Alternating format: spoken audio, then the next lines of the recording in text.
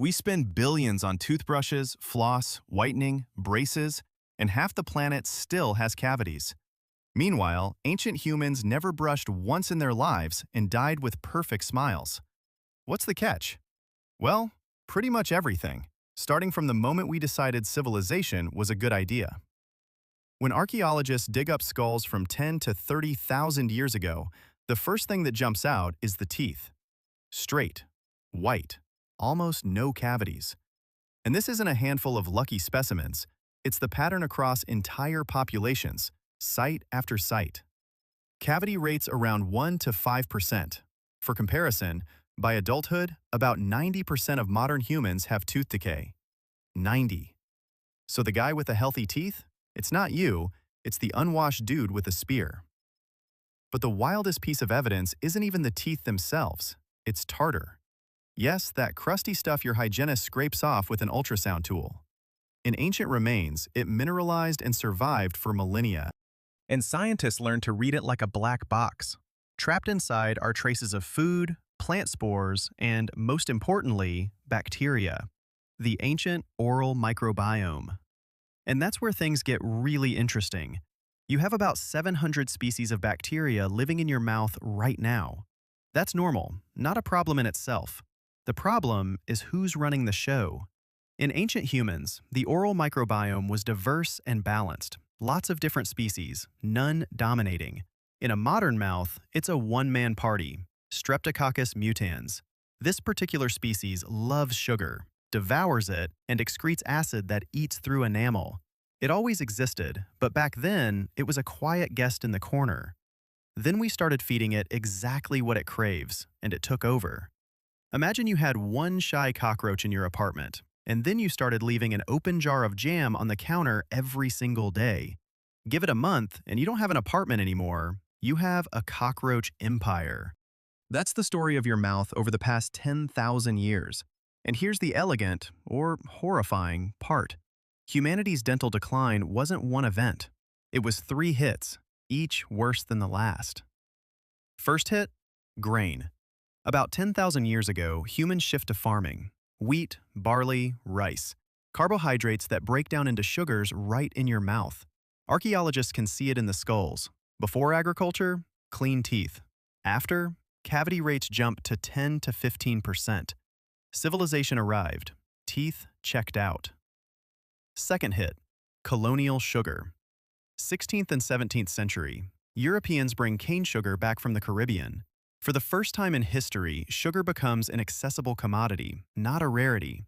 Queen Elizabeth I was famously known for her blackened teeth, and she was proud of them, because only the wealthy could afford that much sugar.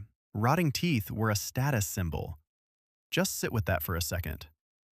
Third hit, knockout. The 19th century, industrially refined sugar. Cheap, everywhere, in everything. Streptococcus mutans hits an all-you-can-eat buffet with no closing time. Cavities go from a rich man's problem to a global pandemic.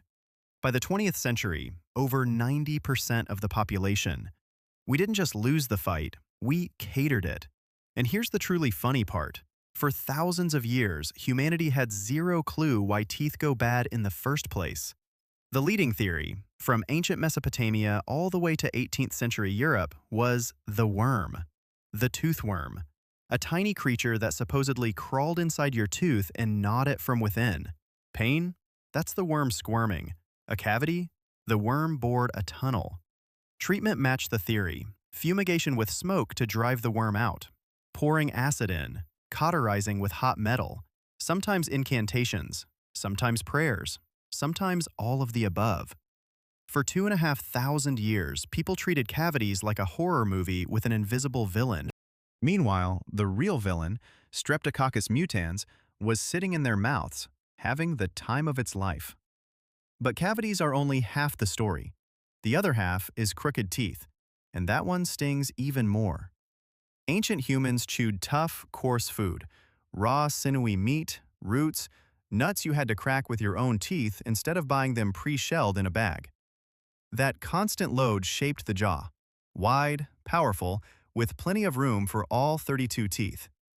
The modern human jaw is about 10 to 12% smaller on average, because from childhood we eat soft food, purees, porridge, boiled, stewed, blended.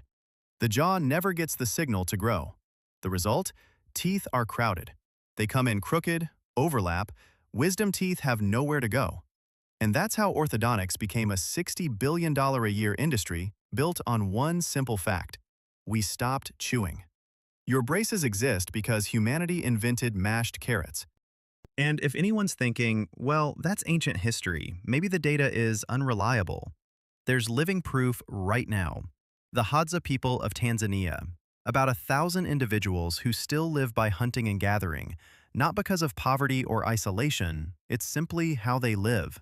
And when dentists examined them, they found almost zero cavities, straight teeth, wide jaws, no brushes, no paste, no floss. Right next door, they're neighbors who switched to a modern urban diet with store-bought food. Standard package, cavities, gum disease, crowding. Same genetics, same water, same land. The only difference? What they eat. One last thing. Ancient humans didn't just eat with their teeth. Teeth were a third hand. They chewed animal hides to soften leather for clothing, gripped tools, ground plant fibers. This wore the teeth down, sometimes to flat platforms. But a worn tooth and a rotten tooth are completely different things. A worn tooth works. A rotten tooth kills. And here's the dark truth. When something did go wrong, an abscess, a crack, an infection, that was it. No antibiotics, no fillings, no plan B. Infection from a tooth would spread to the bone, the bloodstream, the brain. A single bad tooth could kill faster than starvation. Archaeologists have found skulls with marks from attempts to drill out infected teeth using flint tools.